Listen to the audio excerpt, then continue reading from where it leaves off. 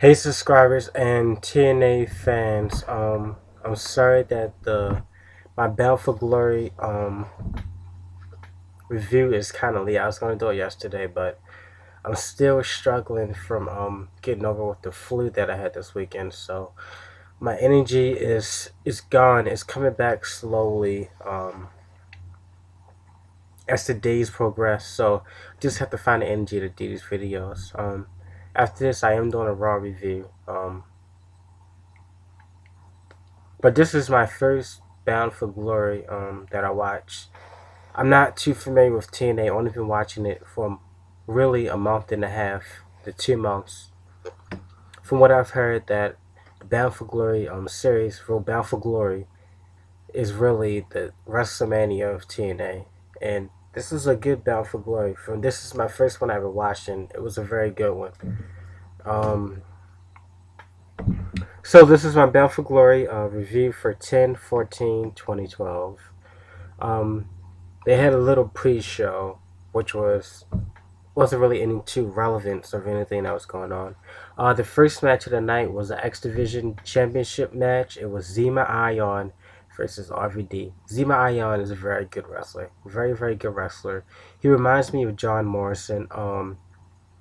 RVD is also a good wrestler, even back to his old WWE days. That was like '01, 2000, 2001. I mean, he's been wrestling for a long, long time. Um, it was a back and forth match. Like I said, they're both good wrestlers. It was also first match, 8 minutes long, and RVD pulled off the win. I mean, I pretty much knew that RVD was going to win. It was kind of predicted. So now we have to see how RVD does as the new X Division champion. And then the second match of the night was a TNA television championship match. We had Magnus versus Samoa Joe. And basically, Samoa Joe, he controlled most of the match. I mean, he's a dominant figure. He's a good wrestler. He reminds me of Rikishi for some reason. It was an awesome match, very very physical, 12 minutes long, and Samoa Joe retained his tag team championship. Well, not his television championship. My bad. I just felt like saying tag team for some reason. He retained the tag. I mean, the television championship. They both start with a T, that's why. He retained the television championship, and RVD is the new X Division champion. And the next was a street fight. This is like the best match of Bound for Glory. This this could have been the main event. It could have been the main event. It could have been. It was just wow. This is like watching ECW Extreme Rules. I mean, this match was just awesome. Like, if this was the only match shown on Bound for Glory, it would have just been a great show. This was just an awesome match. The street fight. Um, James Storm versus Bobby Roode with Special Enforcer King Mo. It would have been nice to see King Mo get a little more involved. I would have liked to see him beat up Bobby Roode. That would have been nice. But Special Enforcer King Mo, very physical. Lots and lots and lots and lots of blood. Bobby Roode threw James Storm into the ring post, which leaded him to be busted open. Blood. I haven't seen really blood in TNA in a long, long time, really. They had chairs, trash cans, trash can lids, kendo sticks. This is just a very, very hardcore match.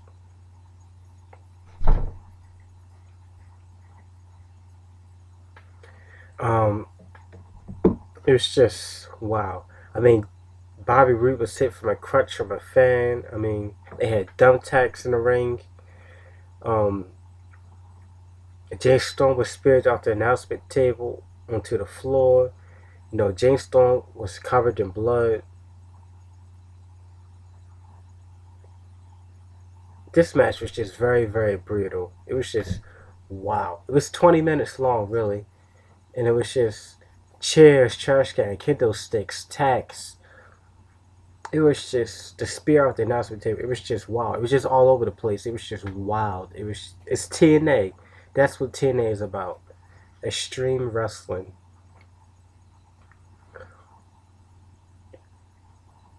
And James Storm pulled off the win. I must say his beer is Popeye's spinach. You know Popeye, he used to drink like 2 or 3 cans of beer and he would get his muscles. That's the same way for James Storm. Once he drinks his sip of beer, it's done. James Storm pulled off the win. Somehow he got beat up a lot, but he pulled off the win. So that's the only thing that's matter. As long as you win, that's the only thing that really matters. And then we have, that was a good match though. That was a very, very good match. Then we have Joey Ryan versus Al Snow. It was a 6-minute match. It was very interesting. Al Snow, he hasn't wrestled in a long time, so I understand that. But Joey Ryan pulled off the win, and he earned a contract with the help of Matt Morgan. So I'm not sure if Matt Morgan and Joey Ryan had some type of agreement backstage or anything, but Joey Ryan now has a contract. He's a very, very cocky guy. I can't really say that I like him too much, you know? But he has a contract. He beat Al Snow.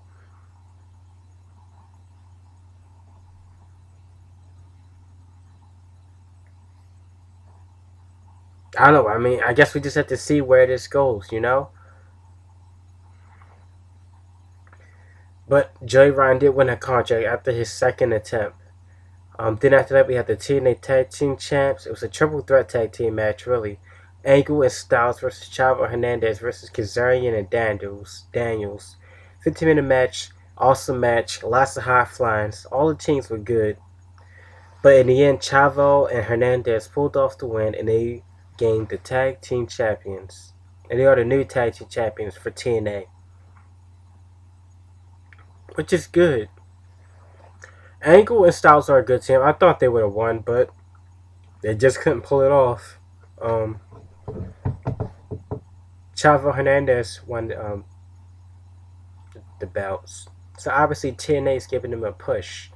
So let's see how far Chavo Hernandez make it. I mean, they are a good team.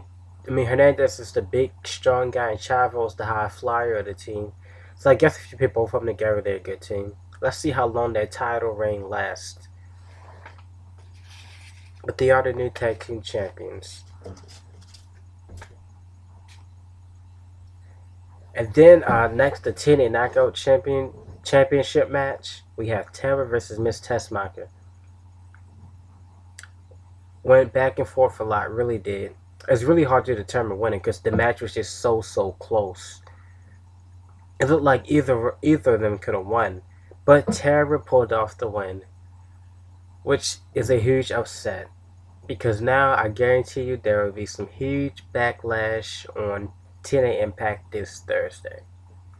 And you know, remember last week when she was giving demands to Brooke Hogan, saying when she wins the TNA Knockout Championship, she wants this, she wants that, and Brooke wouldn't give it to her because she wasn't the TNA Knockout Champion. But now she is, so she's going to have a new list of commands on Thursday for Brooke. And now all the divas and all the TNA Knockouts, my bad, are going to be coming after her, like Gail Kim. And Miss Tessmacher is going to want her championship back. But Tara pulled off the win, so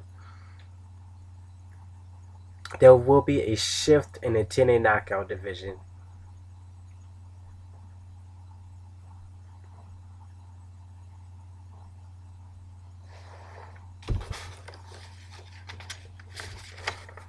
Hold up. Okay, I just wanted to make sure I was reading this right. Because my paper, sometimes I write stuff down, I can't read what it says. And next was the main event. They could have had more matches. It was really only 7 matches. This is my first Down for Glory series. It was only 7 matches. It was a lot of action. It was just only 7 matches. It could have been 8. But next was the main event of the night.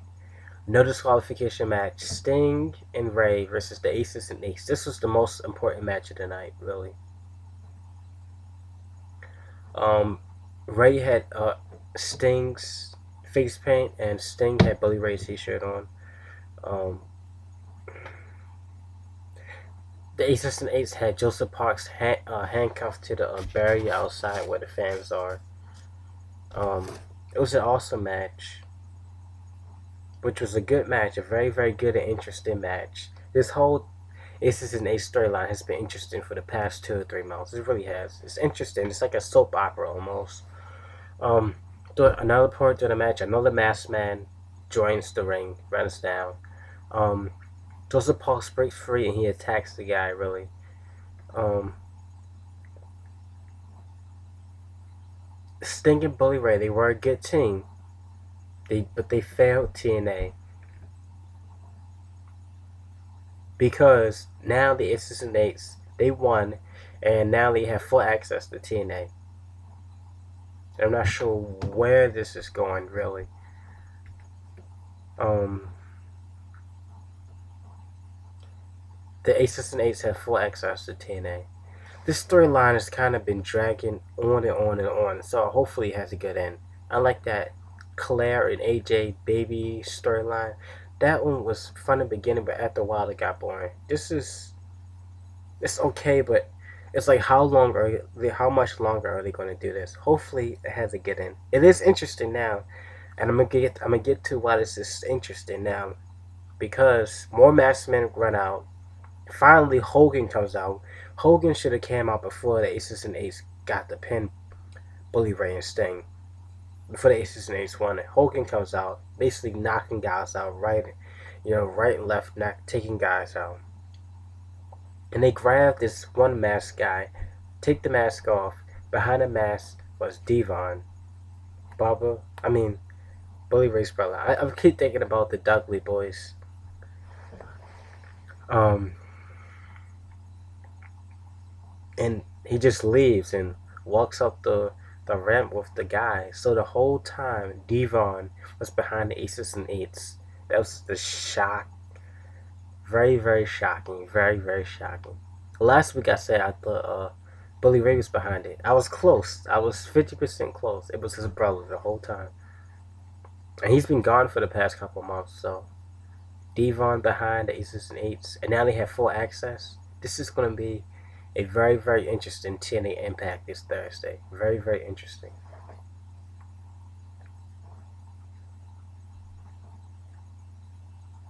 My bad, they did have 8 matches. I forgot about the Hardy versus Austin Aries match. They did have 8 matches. I just numbered this wrong. Um, but Devon was behind the Aces and Eights, so there's going to be a lot of tension between Bully Ray and Devon now. And it's going to be, this TNA Impact is just going to be interesting. Very, very interesting because Devon, now they have full access to TNA, which means they probably will be attacking people more. Just have to wait and see how the storyline plays out. That was a good match also. Just didn't like the way it ended, but it is what it is. And now the TNA World Heavyweight Championship, Jeff Hardy versus Austin Aries. Back and forth, back and forth. Miss Whisper in the win. Very physical match. Good effort on both wins, but Jeff Hardy wins the match after 20 minutes. Now, it's rumored that Jeff Hardy is leaving TNA next year, 2013. It's rumored that he's leaving TNA. That's why TNA let Jeff Hardy become, Dixie Carter let Jeff Hardy become, he let him win the Bound for Glory series and let him win the World Heavyweight Championship so he would be happy, so he wouldn't leave. It's rumored that he's coming back to WWE, which I don't know if it's true or not. I guess we have to wait till next year, 2013. But I guess he's happy now. I mean, he won the Bound for Glory series. Now he's the World Heavyweight Champion. Let's see how long that lasts, though. Is he going to leave, You'll have to wait and see. It's rumored